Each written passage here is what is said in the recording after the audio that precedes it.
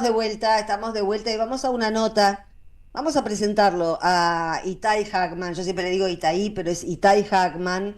Hola Itai, ¿cómo va? Buenas Hola, ¿cómo noches. andan? El Muy invento de bien, Carlos vamos de a los Soles, que ya lo presentarte, veníamos bueno, ustedes repitiendo en el saben, año es economista, 2017, diputado que eso en nacional, realidad es primer una candidato a estrategia diputado por Fuerza que se Patria en la ciudad de agudiza a Buenos partir, yo Aires, creo que dirige el con... Observatorio de Coyuntura Económica y Políticas Públicas, OSEP.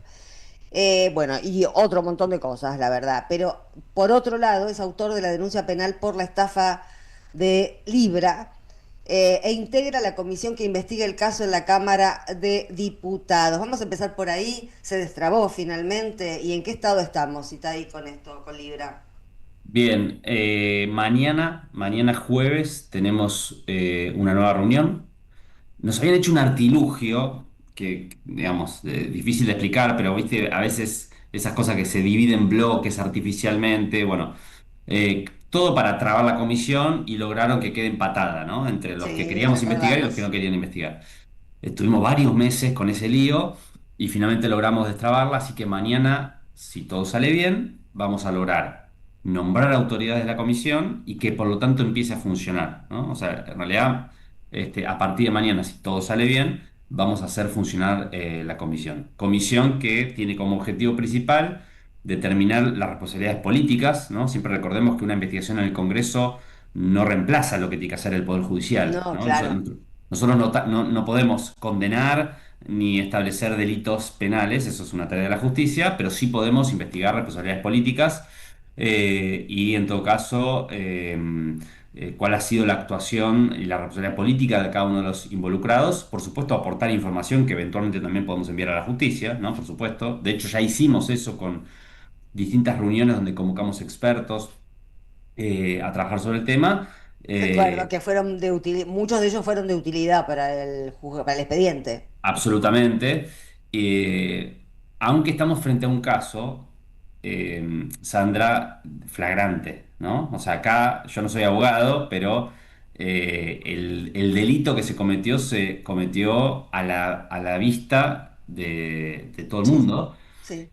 utilizando una tecnología, que es esta tecnología blockchain, que es la que está detrás de las criptomonedas, que si bien es cierto que se usa muchas veces para hacer estafas, la contracara es que es muy transparente y todos los movimientos quedan a la vista, ¿no? Entonces, los expertos informáticos que vinieron nos mostraban cómo se hicieron las transferencias, quién le transfirió a quién, y eso, la parte positiva es que es tan transparente, tiene trazabilidad a todos los movimientos, que es muy fácil determinar, por ejemplo, que Milei fue la primera persona en dar conocimiento público a esta criptomoneda Libra. Él dijo, vi la información por ahí y la difundí. Bueno, eso no es posible porque la primera persona en colocar en las redes sociales la Fue él. información es él. Eh, Con tilde gris, además. Absolutamente, y a partir de la difusión del Milei es que se empieza a circular, ¿no? Este activo financiero que se genera esta maniobra, ¿no? De estafa, y además de toda la información que se fue conociendo después, ¿no? De quiénes fueron los articuladores de esta estafa. Está el famoso Hayden Davis, que es el yankee, pero también está la conexión local, que es este Mauricio Novelli, que es un personaje que está vinculado comercialmente a Javier Milei por lo menos del año 2020, ¿no? O sea que no es un vínculo nuevo, que tiene sucesivas entradas a la Sí, Quinta de es de los que Olivos. van a escuchar ópera. Correcto. Y muchas reuniones con Karina Milei, ¿no? Que aparece así como, ¿viste? Cuando ahora apareció el escándalo Sí, el de 3% los de las audios, reuniones las tenía con Karina. y ella aparece en todo, ¿no? O sea, aparece con Spagnolo, incluso hay reuniones donde están Novelli y Spagnolo y Karina, o sea que el entramado de corrupción, digo, para hacer un año y medio apenas de gobierno, la cantidad de escándalos de corrupción, yo te digo, estamos frente a un estafador serial. Estafó con la criptomoneda Libra, estafó a los discapacitados con los contratos con los proveedores. Estafó a la gente, le dijo que iba a dolarizar la economía argentina. O sea, digamos, todos los condimentos de un estafador Sí, que sí, hoy los ocupa la tiene. presidencia de la nación.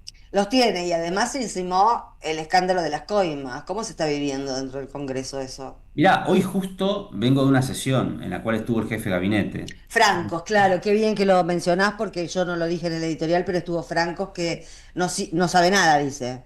Increíble. El mismo Franco que nosotros interpelamos cuando fue lo de Libra. que no dijo nada, que no podía explicar nada. Y hoy lo mismo, ¿no? Aparte, contradictorio, porque por un lado dice, no, acá son todas operaciones, difamaciones, y segundo después dice que destituyeron y le pidieron la renuncia al titular del organismo. Sí, bueno, ¿y para qué? Si son difamaciones y es todo mentira, ¿por qué lo echaste al funcionario? ¿No? O sea, Claro, no hay sentido común, no hay lógica. si lo echaste porque algo hay, ¿no? Y no solamente lo echaste a él, lo echaste al director que estaba abajo. Entonces, ellos mismos reconocen, no pudieron dar ninguna explicación consistente. Lo único que hace Milei, cuando, referido al tema, es republicar un comunicado de la empresa, no un comunicado Sí, del de gobierno de la la Suiza empresa. Argentina, sí. O sea, la verdad es que además de corrupción, es muy burdo lo que hace el gobierno.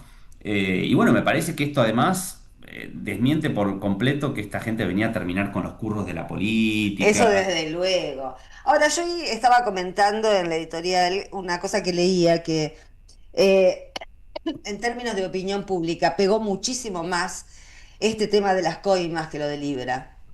Bueno, a mí me parece lógico porque lo de Libra tiene cierta complejidad también, ¿no? O sea, Claro, todo el tema criptomonedas y todo eso es como un poco, ¿no? a lo mejor no está tan mal y yo no lo entiendo, ¿no? Por ahí porque hay Claro, mucha viste. gente.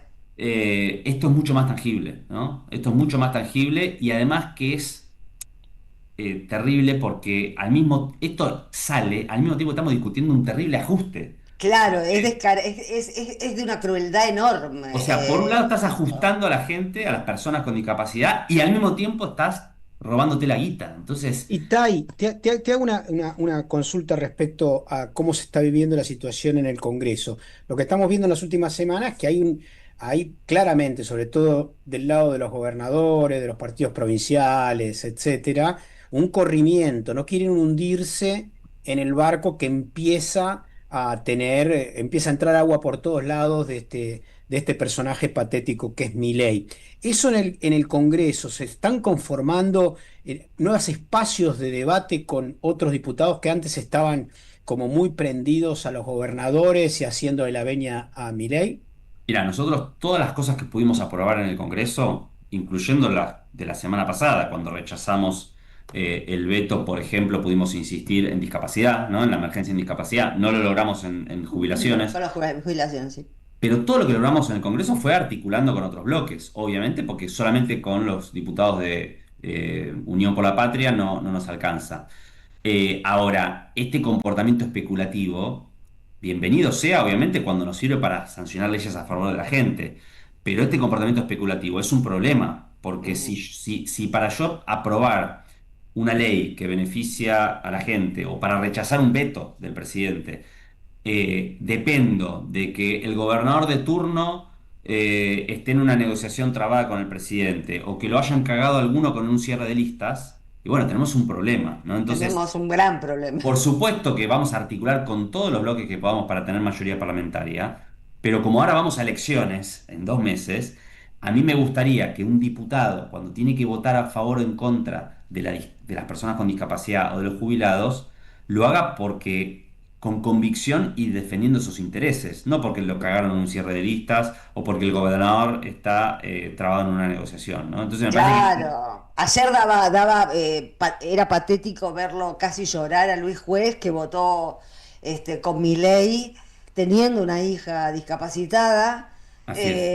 arrepentido de haberlo apoyado, pero que cuando te tocan a tu hija llorás, cuando tocan a los hijos de todos los demás, ¿no? Es No, no, impresionante. por eso, nosotros necesitamos que los senadores y las senadoras, los diputados y las diputadas, defiendan esos intereses por convicción, no por especulación, ¿no? Y creo que Fuerza Patria, el espacio de unidad de todo el campo nacional popular que se presenta en estas elecciones, es claramente el espacio que te da esa garantía, ¿no? Que es el espacio Ujú. que va a representar y poder articular mayorías, pero también con convicción, ¿no? Por eso, de cara al proceso electoral, nosotros a toda la gente que quiere ponerle un freno a mi ley, que quiere que el Congreso sirva como un dispositivo para ponerle un freno a mi ley, les decimos el espacio es Fuerza Patria. Fuerza Patria es la Claro. lucha que puede hacer que el Congreso tenga esa función frente a un gobierno que además está en un momento crítico, ¿eh?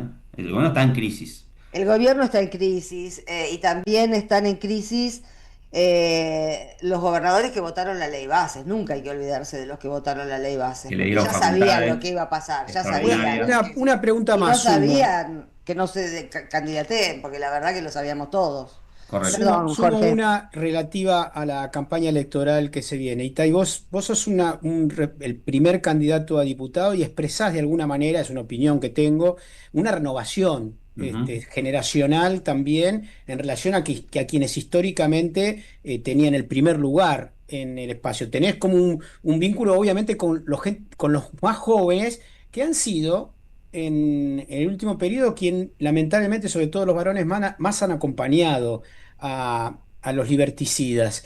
¿Cómo ves esa situación del vínculo con la juventud, que hay que hablarle e invitarlo a una nueva esperanza política de cara al futuro? Yo creo que bueno, obviamente es un tema muy relevante y que nadie tiene una fórmula, ¿no? Mágica, pero creo que hay dos, por lo menos, pistas, ¿no? De por dónde ir. Una tiene que ver con convocarlos a transformar la realidad. Yo creo que muchas veces nuestro espacio, paradójicamente, ha sido visto, por lo menos por un sector de la juventud, casi como un defensor de un status quo, ¿no? Claro, Casi con una posición conservador. defensiva, exacto. Y Milei le propuso a la juventud hacer una revolución que es totalmente reaccionaria, De mierda. pero que tiene su épica, ¿no? Que tiene su rebeldía, ¿no? Frente a un status quo, ¿no? Entonces, creo que lo que nosotros tenemos que primero evitar es quedar en una posición muy conservadora defensiva, ¿no? Nosotros somos una fuerza que quiere transformar la Argentina. Claro, frente a la destrucción de Milei queremos defender también, queremos conservar las universidades públicas, queremos, pero en realidad también queremos transformar esas instituciones, ¿no? Claro, claro. Entonces me parece que lo primero es no perder ese espíritu transformador bueno, que atraviesa obviamente la historia del movimiento nacional popular en la Argentina y que quizás en el último tiempo nos ha quedado un poco lejos, ¿no? Esa perspectiva transformadora. Y la segunda pista creo que tiene que ver con dar cuenta de fenómenos nuevos, ¿no? A veces podemos ser percibidos que tenemos un discurso muchas veces un poco anacrónico, ¿no? Por ejemplo, para así cosas concretas. Nosotros hablamos de los derechos laborales, del trabajo.